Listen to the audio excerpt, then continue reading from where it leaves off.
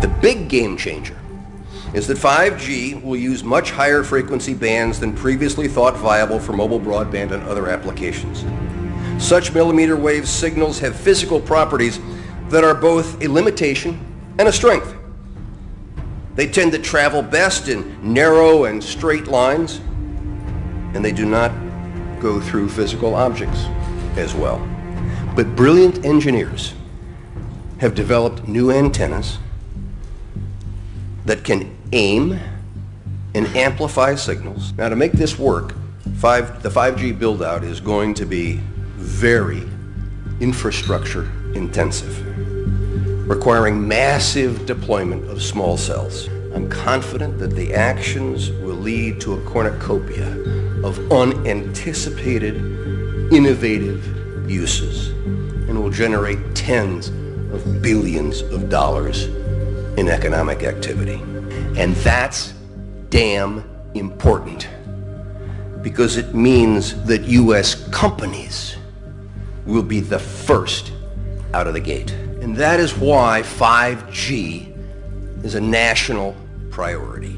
And stay out of the way of technological development. Unlike some countries, we do not believe that we should spend the next couple of years studying what 5G should be or how it should operate. The future has a way of inventing itself. Turning innovators loose is far preferable to expecting committees and regulators to define the future. We won't wait for the standards. We're already seeing the industry gearing up to seize this opportunity. Verizon and AT&T tell us they'll begin deploying 5G trials in 2017, and the first commercial deployments they're talking about are expected in 2020. And we're not done. As part of our July 14 action, we also plan to ask for comments on opening up other high-frequency bands. Many of the high-frequency bands that we will make available for 5G currently have some satellite users, as well as some Defense Department applications, or at least the possibility of future satellite and defense users. This means sharing will be required between satellite and terrestrial wireless, an issue that is especially relevant in the 28 gigahertz band. But if anyone tells you that they know the details of what 5G is going to become, run the other way. If something can be connected, it will be connected. Hundreds of billions of microchips connected in products from pill bottles to plant waterers. We must reject the notion that the 5G future will be the sole provenance of urban areas. The 5G revolution will touch all corners of our country. A lot more antenna siting decisions by local governments and tightened our shot clock for siting application reviews. America's local governments will play an important role in determining how we fulfill this national priority. You can be sure of only one thing. The biggest Internet of Things application has yet to be imagined. Tens of billions of dollars in economic activity. And that's damn important.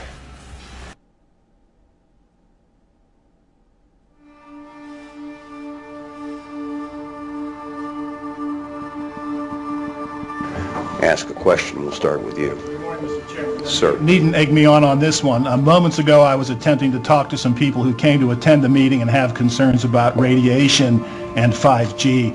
And one of your security force intervened, told the guy he couldn't show me the T-shirt that he had wished to display at the meeting, forced him to put it away, and confiscated my FCC-issued ID. Is this consonant with the discussion that ought to be taking place here, and what's your reaction to this action by your staff?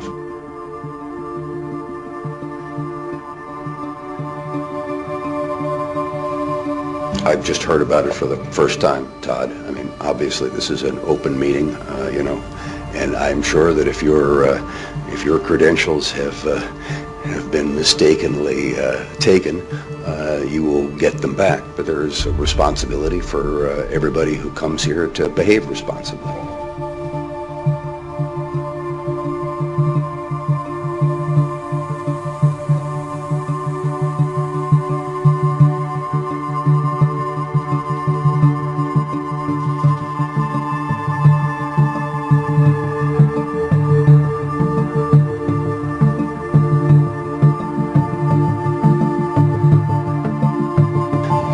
approving the Spectrum Frontiers Order, the United States becomes the first country in the world to identify and open up vast amounts of high-frequency spectrum for 5G networks and applications. This is the most significant step yet.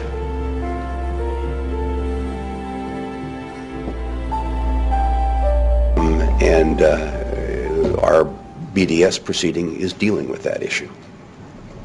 Lydia. Hey Tom, with the Hi, Lydia. study showing wireless causes cancer subthermally, how can you proceed with more wireless expansion with our 60 standards only recognizing thermal effects, ignoring thousands of studies showing cancerous effects, neurological effects, reproductive harm, immune Lydia, do you have a question? People are becoming Lydia? I do have a question, Mr. Okay, Chairman. I'll answer your question, Lydia. Lydia Bayou, Bloomberg BNA.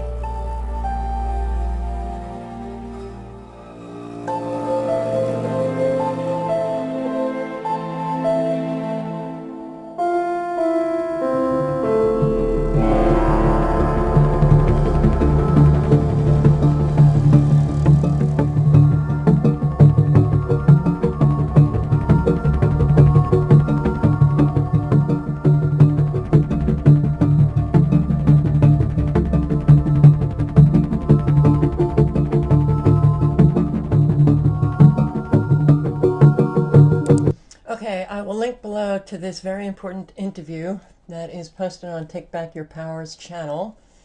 And I hope that you all watch it and circulate it, more importantly. But you just heard it from the FCC chairman himself, Tom Wheeler. We're not going to study it. We are not going to have standards. We're not going to have any kind of regulations. We are just going to let it loose. We're just going to let it loose. This is the technological control grid. And we will all be controlled by it. But the health effects of this, well, it is very, very dangerous. And don't you love it when people just ignore important questions? Flat out ignore it. Like it wasn't even said. Like that guy wasn't even posing a question. It just goes on and just... They ignore questions like that because they don't want to answer it. Because they don't want to look at that fact that this wireless environment is causing cancer. That's one of the reasons why cancer is exponentially increasing. They have security forces remove an advocate's t-shirt because the t-shirt has writing on it something about wireless health effects. They take away a reporter from Bloomberg's credentials because he's talking to an advocate for wireless health effects. That in itself should raise eyebrows. The link is below. Have a good day, guys.